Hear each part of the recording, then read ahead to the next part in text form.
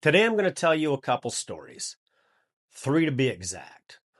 One that'll make you shake your head, one that'll make you scratch your head, and one of them that's probably going to turn your head red. But they all happened, so I'm going to tell them. But before we get into that, good morning, good afternoon, good evening, wherever you may be.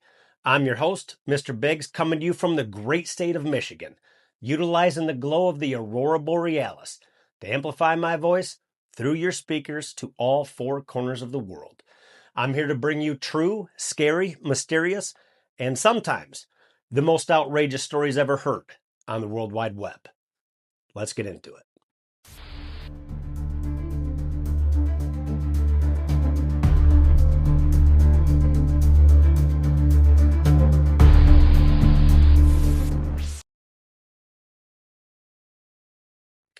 "61-year-old Mary Cerruti was a pretty quiet person living in a small town in Texas. She kept to herself. She didn't have social media. She had this tiny little bungalow that she had owned since 2001. Well, around the 2013 mark, the Planning Commission had approved an apartment complex going up in her tiny little neighborhood. And Mary didn't like this at all. She actually became very vocal, going down to the Planning Commission, voicing her concerns. She would complain about the noise they were making. Meanwhile, some of the neighbors, they were actually up and moving out because they had sold their house so they could use that property for the apartment complex. And Mary held out. Now, these buildings were going up in their backyards, right beside their homes. When I say they surrounded them, they literally did. You looked out your back window or side window, wherever, you didn't see a yard anymore. You didn't see your neighbor's home. You saw a gigantic building. So anyone that knows that's dealt with the Planning Commission, dealt with City Hall, dealt with the Township Hall, you can go down there and voice your concerns, and they'll literally sit across the table from you and just stare at you. They've already made up their mind. So Mary, it's not really clear if she harassed the workers. I don't believe she did, but she made sure to always keep the neighbors informed of what was going on, what they were working on today, the noise they had made yesterday. And she actually kept a journal about all of this going on. And then one day in 2015, she just stopped. She stopped going out of her house to talk to the neighbors, and eventually the neighbors started talking to each other after a couple weeks had gone by. "Have you seen Mary?" "No, I haven't seen her either." Till one neighbor finally called the police and asked, "Hey, could you do a well check on her? She's 61 years old. She's a petite little thing. Could you go make sure she's okay?" So the police do. They go knock on the door. They don't get an answer. They enter the home and they search this home top to bottom. Mary isn't there. The only thing they found were 6 dead cats. So you can imagine the place didn't smell that nice. So the police left, told the neighbors, "I don't know. She must have just up and left in the middle of the night. We don't know what to tell you." Mary's home ends up going into foreclosure, and it's sold. When the new owners bought the home in 2017, the new owners that bought it, when they bought this house, the first thing you do is you're running around the home and you're looking at, "I got to fix this. I'm going to fix that. I got to tighten the knob on this drawer. I need to fix this door." That's exactly what they did. And one of the things the man did was pulled the attic door down, went up into the attic, and as he's looking around, there wasn't anything up there, but he noticed a board was amiss. So he grabs a drill, grabs some screws, and as he walks up into the attic, he's going to screw down this board that got kicked up. In the moment he looks down into the wall cavity, he freezes. He gets up, goes downstairs, and calls 911. Once the police got there, they would look down in this cavity themselves and realize they were staring at a skeleton. It would turn out to be Mary Cerruti. They were able to identify her by her dental records and a very distinctive red frame pair of glasses that she always wore. In the police report, when they first went and did that welfare check, they documented in there that that attic door, the one that has the string that you grab and you pull down and you unfold the ladder, that was down. But when the officer went up there, shined a light around, there really wasn't anything up there, like a cat carrier or something. So he paid it no mind. She's simply just not here. Is what they theorize happened is Mary, being a petite older lady, she went up into that attic, and as she was walking across the floorboards, that one kicked up and she fell into that tiny wall cavity to where she couldn't move. They described it as being 2 inches wider than a dollar bill. I don't know. The neighbors didn't exactly buy it at first. I don't know. What do you think? Late on the night of March 22nd, 1994, Aeroflot Flight 593 was taking off from Moscow to Hong Kong, and the pilot, Yaroslav Kadrinsky, knew this was going to be a very special night. This was going to be his kid's first international flight, and Dad had one more surprise that he was keeping. A couple hours into the flight, Yaroslav got up, opened the cockpit door, and motioned for his kids to come inside. They were going to join him in the cockpit. His daughter, 13-year-old Yana, and his son, 15-year-old Eldar. Now, Yaroslav would ask his daughter if she would like to fly the plane, and absolutely she wanted to. So he gets up, he puts his daughter in the captain's chair, and she starts pulling back on the yoke. She's flying the plane, but it isn't doing anything because it's on autopilot. Then it comes time for his son Eldar to get in. He's like, Dear, could you get up, let your brother sit and have a turn? And she does. And Eldar jumps in and he's pulling back on the yoke. He's moving it around. Well, he was pulling on that yoke really hard. And when he did that, it had disengaged the autopilot. Now, his son asked him, Dad, why is the plane turning? But Yaroslav didn't know because the autopilot's on. He just figured the plane was just flying. It was correcting itself, its course, and it was going the way that the autopilot was meant to go. So he didn't pay it a second thought. Being a different plane than what he was accustomed to flying, and when I say different, there were features that were just different in this newer plane. The autopilot was one of them.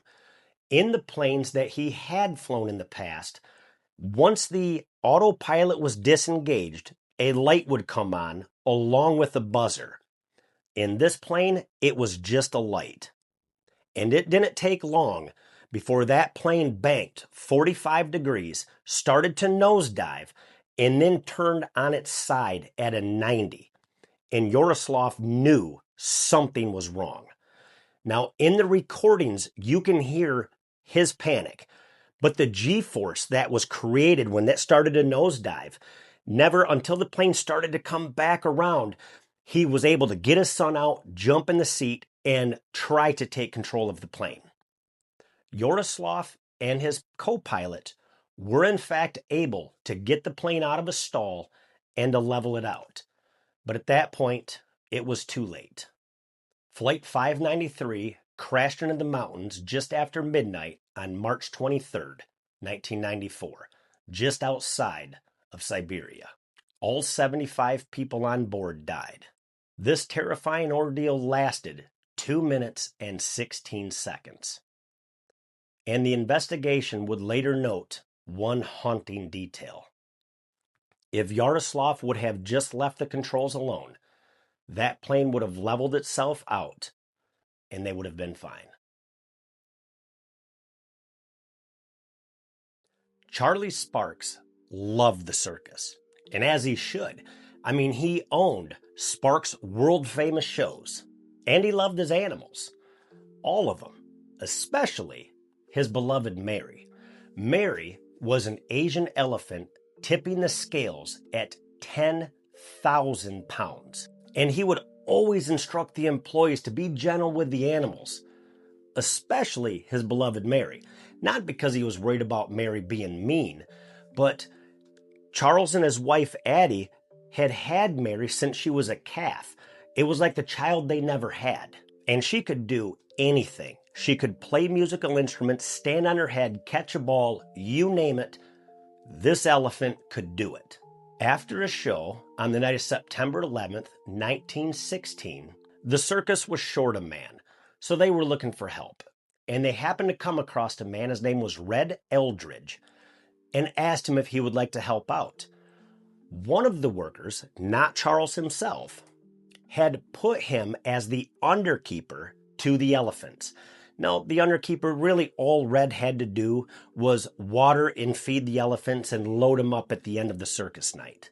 And having no experience, this should be a pretty easy job. One of the most important instructions was, you better spoil Big Mary. The next show, on September 12th, the circus had arrived in Kingsport, Tennessee, and it was a great event. And of course, as you guessed it, Mary was spectacular. Once the circus was closing up, Red Eldridge, had gathered up the 5 elephants, and Mary always had to be the lead, and the 4 others were just in tow. This is our leader, this is where we're going. Red was riding on the top of Mary, and as they're going through this busy town, the streets are full of people. Mary, walking along, they're on their way to get water. She sees this half watermelon laying on the side of the road. And so Mary stops. It stops the other 4 elephants. And Mary takes her trunk and she's just bending over and grabbing that watermelon to eat it. And this made Red mad. Red's riding on her back and he's carrying a bullhook. Now, a bullhook is a pole with a hook on the end of it. And him being mad, he takes that hook and jabs it right behind Mary's ear. And Mary flips out. Mary takes her trunk after she just trumpeting the whole time, and she reaches up and she grabs Red and she chucks him across the street, throwing him into a juice cart, sending juice everywhere. People are looking around at what's going on. And Mary, trumpeting away, she starts to stomp on Red. And she stomps him until he's dead. And one of the areas that she stomped on the most was his head. Now you can imagine a 10,000-pound animal coming down on you like that. The townsfolk are going crazy. Charles hears this commotion, comes running through the crowd, and grabs Mary by the trunk and starts petting her trunk, trying to calm her down because she's still flipping out.